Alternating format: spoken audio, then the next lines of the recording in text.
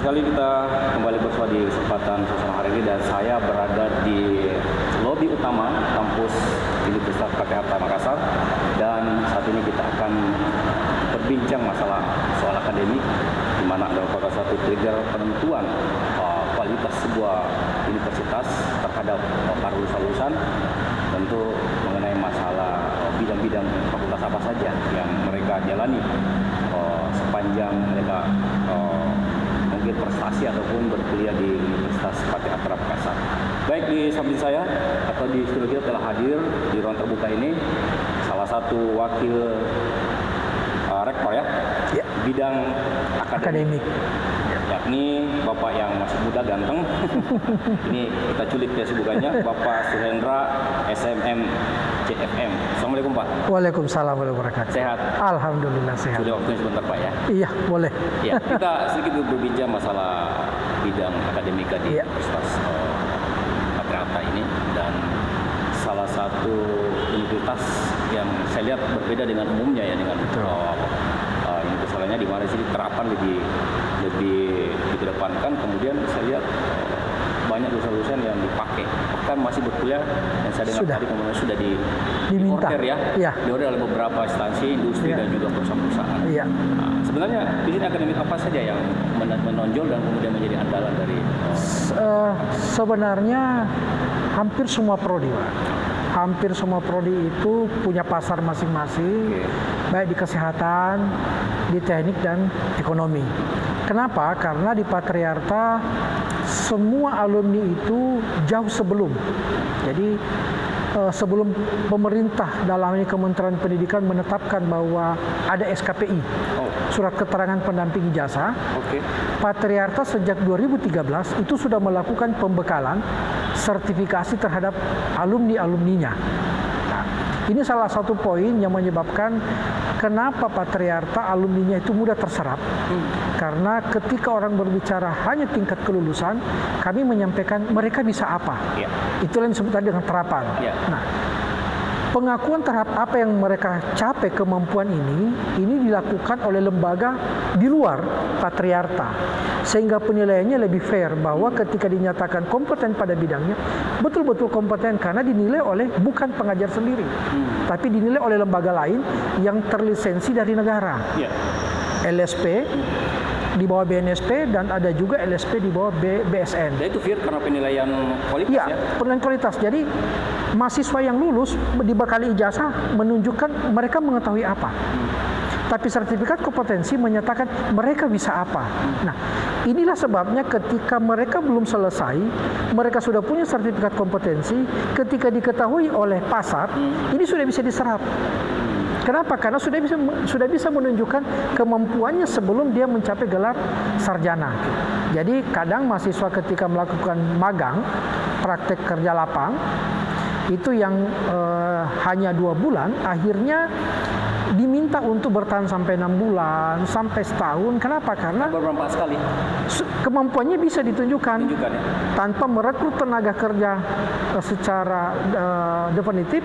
Ini sudah bisa membantu akhir. Ini juga menjadi peluang kepada mahasiswa untuk mendapatkan kesempatan lebih mudah diterima. Kenapa? Karena sudah teruji di tempat prakteknya dengan kemampuan yang dia miliki.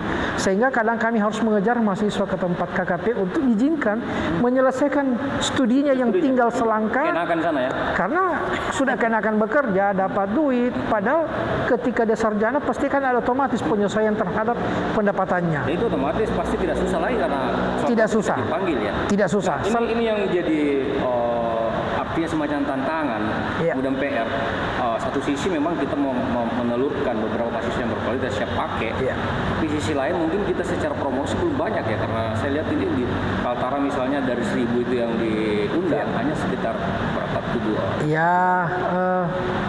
Kenapa? Karena hari ini orang melihat adalah perguruan tingginya di mana. Status doang ya? Status. Padahal hari ini yang diukur di kementerian outcome-nya adalah seberapa terserap alumni itu di pasar.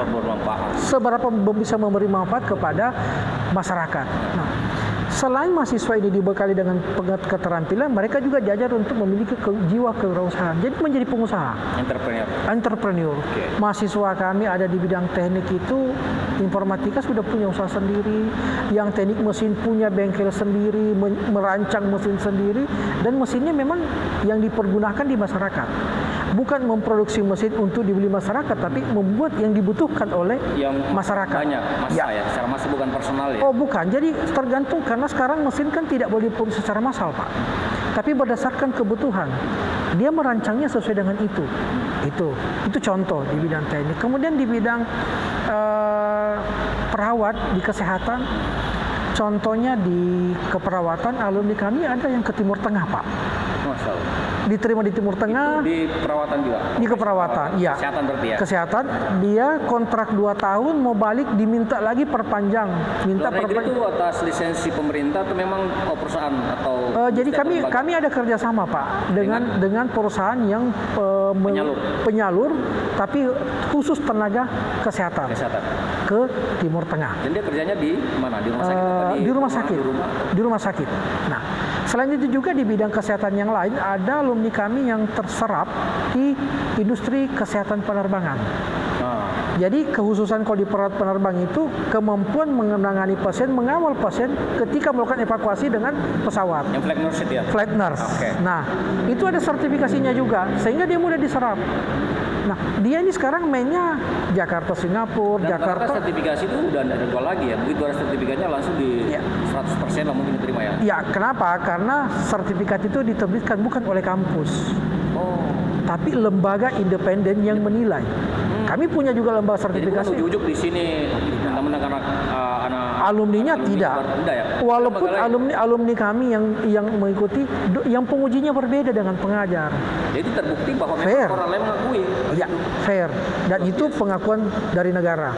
Sehingga di Papua banyak terserap langsung tenaga kesehatan. Kenapa? Karena kemampuan melaksanakan tindakan itu secara langsung. Jadi mahasiswa di sini ya kami agak melaju sedikit. Melaju sedikit terkait dengan bagaimana peningkatan keterampilan penanganan kegawat daruratan itu lebih tinggi, dan itu juga disertifikasi. Jadi kalau yang contoh perawat itu bisa sampai 3 sertifikasi ketika dia lulus, di ekonomi 3 sertifikasi, padahal dikatakan minimal 1, tapi kami bisa memberi lebih daripada 1. Itulah yang membuat mereka lebih bisa terpercaya dan mudah diserap di dunia kerja. Pak Chandra, ini kan pasti dunia kampus lain lagi ya. Iya. Mungkin sekolah kejuruan juga menerapkan pola seperti itu. Nah, pertanyaan apa yang membedakan dengan sumber di sini dengan sumber di sana yang ada di umum itu? Begini Pak, dosen-dosen kami itu sebagian besar adalah asesor Pak. Itu maksudnya apa itu? Asesor itu orang yang melakukan uji kompetensi. Sehingga ketika melakukan pengajaran, mereka melihat standar dibutuhkan pasar itu apa, itulah diterapkan ketika uji nanti, dia persiapkan materinya untuk menghadapi uji kompetensi. Sehingga tingkat keberhasilannya lebih tinggi. Kenapa? Karena dibaca oleh asesor itu. Itulah kelebihannya ketika dosen seorang asesor yang mengajar tahu hal yang penting yang harus diajarkan itu yang mana. Tapi tetap ada kurikulumnya ya? Tetap. Kurikulum baku atau? Kurikulum baku. Kodifikasinya yang apa? Gimana? Apa yang membedakan? Kan kurikulum baku, tapi mungkin ada muatannya ditambah. Jadi muatan ditambah dengan menyesuaikan dengan kebutuhan pasar. Tidak hanya berdasarkan, jadi selama ini katakan menyusun kurikulum meminta orang pasar untuk ikut menyusun kurikulum. Oke, tapi ini kan ada standar sertifikasi ditetapkan oleh negara. Ini harus dijembatankan. Nah, siapa yang jembatani? Dosen yang memiliki kualifikasi sebagai asesor. Dan rata-rata asesor di sini ya, kualifikasi semuanya. Semua asesor Itu BNSP. putar-putar di sini atau dari daerah lain yang masih jadi dosen atau gitu? Kalau kami di sini ada dosen dari Papua, orang Maluku, kemudian dari Jawa ada, orang Sulawesi ada, orang Sumatera ada. Jadi kami di sini Bhinneka Tunggal Ika. Luar biasa ya. Sudah terbiasa. Mahasiswa juga kemarin malah ada yang dari Timur Tengah ingin berkuliah, tapi kendalanya adalah bahasa. Jadi sudah mulai diincar ya? Iya, mereka melihat karena sertifikasi itu yang mereka paling Dan paling mereka butuhkan juga. sangat dibutuhkan. Berarti luar negeri juga butuh seperti itu ya? Iya, karena sertifikasi itu ya? pengakuan sertifikasi kami kan berlaku internasional, Pak. Oh, Berlaku internasional dan IAF. Jadi ada sekian puluh sampai ratus negara itu berada pada satu kesepakatan perjanjian bahwa sertifikat ini karena diuji oleh lembaga yang terakreditasi maka terakui, terstandar. Itu juga menyebabkan orang-orang asing itu melihat ternyata ada di Indonesia yang seperti itu. jadi Dan yang pertama ya kayak menggunakan penerapan itu ya? kalau kami menyatakan 2013 foto kami di Makassar, bahkan Indonesia Timur itu belum ada. Sekarang udah ada mengikuti jejaknya itu? Perguruan tinggi negeri Pola-polanya sudah mulai, tapi masih pada skema tertentu, tidak menyeluruh. Kalau kami kan seluruh fakultas. Ini di perguruan tinggi negeri ada hanya satu fakultas, adanya satu prodi. Kalau kami semua prodi itu tersertifikasi, termasuk strata 2. Jadi kalau strata 2 itu S2 Magister Manajemen itu kekhususannya terkait kita tambahkan sertifikasi manajemen risiko. Itu sekarang banyak dipakai. Oke. Iya. Oke, wakil direktur di bidang akademik, kalau sekarang katakan sekarang udah berjalan ini. Kalau mau naik kelas sedikit, apa yang mau dirancang ke depan untuk pada saat akademik itu sendiri tadi? Jadi begini Pak, kami di sini selain memang berpacu kepada standar pasar, karena memang akan diserap oleh pasar. Kami sekarang melakukan kerjasama banyak dengan pemerintah daerah. Oh iya. Pemerintah daerah untuk terkait dengan implementasi MBKM. Jadi Merdeka Belajar itu dibutuhkan kerjasama dengan instansi swasta maupun dari pemerintahan. Jadi kami akan masuk ke sana, harapannya adalah penyerapan alumni kami ke sektor-sektor tersebut itu lebih mudah terserap karena mereka sudah melakukan pemagangan jauh lebih lama dibanding yang selama ini kami lakukan. Jadi juga membantu pemerintah ya dalam menyiapkan Sangat lapangan membantu, kerja ya? sangat. Bahkan ahli ya nanti pada masa akan datang gitu ya? Ya, memang karena dipersiapkan memang siap kerja, siap berusaha, dan siap di masyarakat. Terus ikhtiar itu udah sampai di mana kegiatannya? Sudah mulai perekrutan? Sudah berjalan kerja sama pemerintah dengan swasta itu? Kalau selain contoh dengan pemerintah, kalau kami dengan pemerintah daerah sebenarnya dari 10 tahun yang lalu itu sudah banyak. Tapi masih di wilayah Sulawesi mungkin ya? Sampai Gorontalo. Sampai Gorontalo? Ya, Gorontalo. Cilacap. Ya, Gorontalo. Kami cukup lama di sana. Jadi kerjasama hanya sebagai konsultan, pendamping dan juga sebagai kerjasama beasiswanya S1, S2. Kemudian penyerapan tenaga kerja kami di daerah melalui kerjasama dengan lembaga pendidikan, dengan Patriarta. Ya pemirsa, mungkin banyak generasi muda di berbagai daerah di Indonesia yang belum mengetahui hal ini. Mudah-mudahan melalui tayang kita ini, dialog kita ini dapat membuat Anda dan menjadi referensi. Tapi satu hal mungkin yang Anda ingin ketahui dan akan kita tanyakan, itu cara masuk ke sini ataupun mengenal linknya dengan cara apa? Oke, yang pertama silahkan membuka website Patriarta ECED itu ada. Ya. Saya sedikit menambahkan salah satu kunci keberhasilan penyerapan tenaga kerja alumni kami di dunia kerja adalah kedisiplinan, Pak. Disiplin. Ya. Dan attitude atau perilaku. Jadi kami semenjak masuk di Patriarta, kami telah memaksa mahasiswa dalam tanda petik tetap berseragam. Berseragam, kenapa? Melatih mereka untuk berdisiplin cara berpakaian.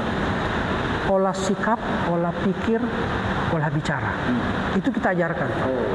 Kenapa? Karena ketika mereka terjun ke masyarakat, Ya, berhadapan dengan langsung dengan itu salah satu yang pertama lihat adalah bagaimana perilakunya dan bagaimana pandangan pertama masyarakat terhadap lulusan kami. Itulah sebabnya kalau di tempat kami, mohon maaf, tidak ada mahasiswa yang gondrong. Tidak boleh, karena itu menjadi ciri kami. Berseragam, tidak gondrong, rapi, dan selalu menjaga kebersihan dimanapun. Ada semacam mesin militernya ya, sebabnya gitu ya? Kami menambahkan satu mata pelajaran bela negara. Bela negara? Ya, bela negara. Itu isinya apa itu? Jadi selain pembentukan pemikiran tentang bagaimana berkebangsaan yang benar dan baik, kami juga melakukan pembentukan fisik. Jadi mereka baris berbaris. Mental itu ya? Ya, penguatan mental sehingga mereka tidak rapuh berhadapan dengan masyarakat. Kami selalu menitip. Tantangan terbesar itu di luar, bukan di kampus. Dan itu terbukti dengan lulusan yang sudah tamat itu. Alhamdulillah. Hadapannya masyarakat, speaknya bagus. Alhamdulillah. Etikanya, tata keramanya diterimanya. Ada yang alumni kami itu malah menjadi kepala dusun, kepala desa, ketika pulang di kampungnya, merangkap, ya. dia menjadi pengusaha dan diangkat menjadi, kenapa dipercaya oleh masyarakat? Karena ketika dia belajar tentang keuangan publik juga dia tahu, jadi masyarakat mempercaya dia. Nah, kalau masyarakat mau tentang Patriarta, silahkan datang ke Patriarta di Makassar, jalan-jalan, pintu kami terbuka setiap saat, kami siap menyambut dan boleh cari di internet. Pemirsa, kami juga penasaran bagaimana teman-teman di luar sana bisa bercerita ke mari di dalam mungkin sama dengan dosennya atau terkait dengan pengajarnya atau rektornya tentang kebersamaan mereka. Ada yang sampai meluangkan sukacitanya dengan perbasilan di luar sana. Begini Pak, setiap awal tahun penerimaan mahasiswa baru, kami selalu minta alumni kami ikut terlibat memberi motivasi kepada adik-adiknya. Jadi kemarin kebetulan penyambutan mahasiswa baru kami ngambil ada yang dari pengusaha, ada yang bekerja di perusahaan yang sudah go public, kemudian ada dari pemerintah daerah, dan ada dari tenaga kesehatan. Itu langsung bertemu dengan adik-adiknya, memberikan motivasi, kesan-kesannya selama kuliah, pengalamannya ketika kuliah, dan pengalamannya di tempat kerja setelah kuliah, itu di-share. Itu yang kami lakukan kepada mahasiswa, sehingga mahasiswa baru kita itu sudah jelas, saya kemana ini, selesai akan kemana, dan akan seperti apa, dengan melihat cerminan alumni-alumni yang hadir di hadapan mereka, yang setiap tahunnya itu berbeda kami tunjukkan. Jadi mereka punya pandangan yang bagus, bahwa saya ketika bersusah-susah hari ini akan bersenang-senang kemudian. Iya, itu. Pemirsa, kita sangat terbatas, tapi kita ingin closing statement dari Pak Suliandra sebagai wadir bidang akademik, dan bagi pemirsa yang menyaksikan tayangan kita ini, mudah-mudahan bisa bermanfaat, dan kita beri kesempatan untuk closing statement mungkin. Oke.